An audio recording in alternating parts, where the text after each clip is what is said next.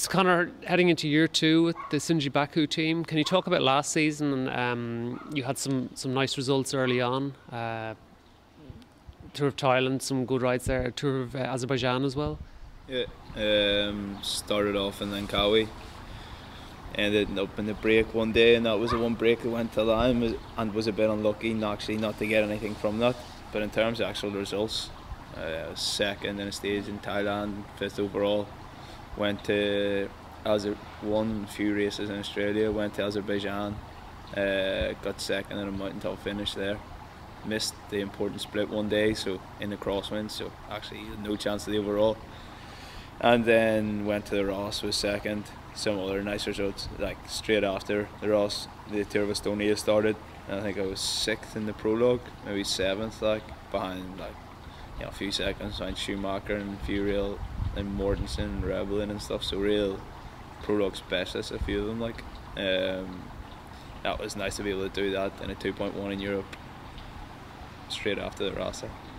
And then I was a bit unlucky, broke my pelvis middle of June before the Nationals, and then came back strong enough at the end of the year. A lot of the races were sprinters races, so actually had pretty good condition, but spent a lot of it working for the sprinters, which I was more than happy to do. You were 10th overall in Estonia, 2.1, so that's a nice result as well. Yeah, it was, but it was kind of a real 2.1 as well. It wasn't really a soft one, so it was quite nice. And like it was more the way that it happened too, because the race was kind of known as a bit of a sprinter's race, but on the last day there was a finish circuit with 2 difficult climbs in it, and like they were racing them. People were attacking properly every lap. It was a really hard day, and I was still able to like go in the key moves of whatever it was, 3 and 4 on the last lap over the top. Like it didn't really work out because Roosevelt and a few of the sprinters teams had a lot of people trying to keep it under control, but it was nice to be attacking with some good names at time in a race that really matters, you know. So yeah, it was good. 2nd overall in the Ross. I mean, it's a big race for a lot of the Irish guys that do it, so that must have been nice and also frustrating at the same time. Yeah, it was. I mean, I seem to always have a good Ross. I seem to never really miss anything, and maybe it's just luck, I don't know, but yeah, the way I look at it, it's just another race like any other race we do in the year. Yeah, obviously you have a bit of extra motivation because you're Irish and because it's so close to home and you're around people you know, but I'm always pretty relaxed with it, chatting with friends and stuff like that. So it was nice. I mean, it doesn't really get any closer. Second at 0 seconds, you know, it might not come again. Like you can only you can either win it or you can only do worse. So if I go back there, I just need to go all guns blazing, you know. So I don't know, we'll see.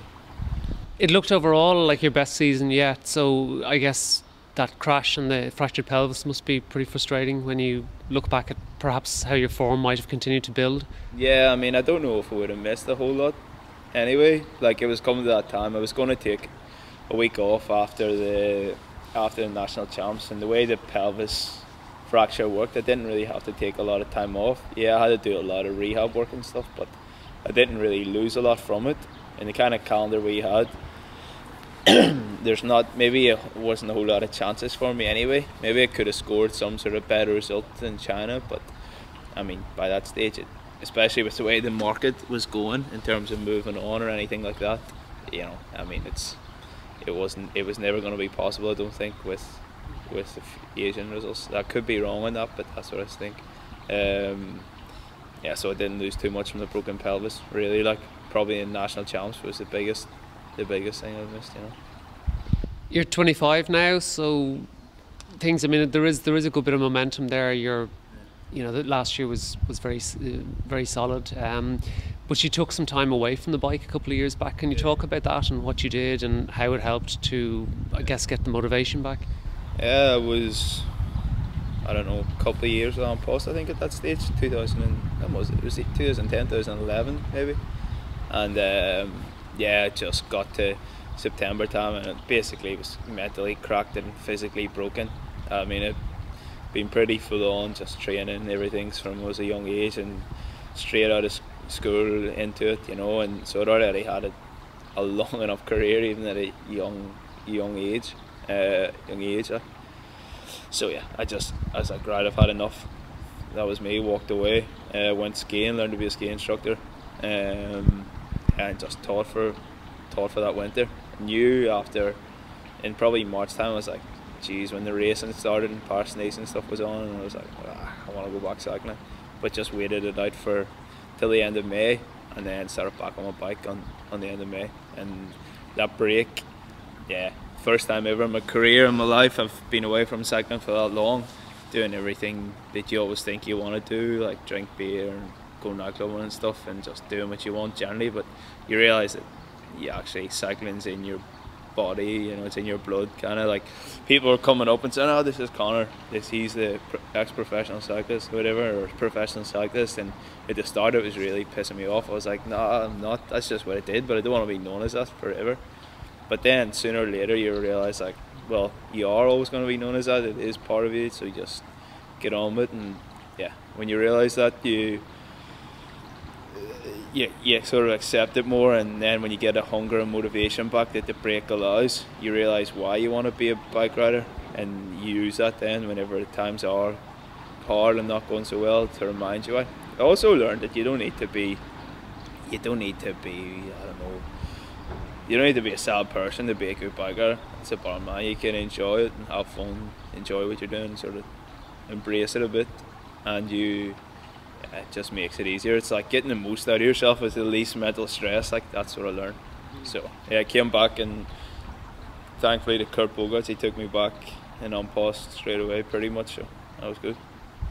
Since moving to this team, you've thrived in terms of results. Is it just a question of getting older, or have you changed your training, the way you do things in any way? Part of it's probably a mentality change as well. All of a sudden you're like, yeah, and I realise, you know what, I'm going to go into a bike race to win, and that's it. Like, or, you know, that sounds real American, not realistic. But if you go into every race knowing that you can do a result, or trying to do a result for yourself or for whatever, and you're more likely to put it off. And that's the biggest mentality. Basically putting some pressure onto yourself and saying, like, you know, you have to do this, this is your job, that's it. It doesn't really matter. It's none of this like, I couldn't do it today and have a load of excuses down the length of your arm. You just do it. And some of that's come from the team, and some of that's come from someone like McCann, who said it, you know, as a friend, as a coach, as an employer, and all that sort of stuff. And then also the team's been so successful, guys kind of bounce off each other, and you're winning races, and you know, like, yeah, he's won one, or he's got a result, all right, now it's my turn, you know, and force you to do it. So that's one of the reasons. I've kind of done some different stuff over the winter and changed a bit, but I don't really know if it would make a massive difference physically. But I mean, it's just more mentality change more than anything else. There's a new season approaching. Do you have an idea yet of your programme, even early on, what you're likely to do? I don't know yet. I doubt I'm going to Sun Tour or New Zealand. I don't really want to go there. Probably go to either Langkawi or Taiwan. I've heard something about Med, but I don't know if we're doing it or not.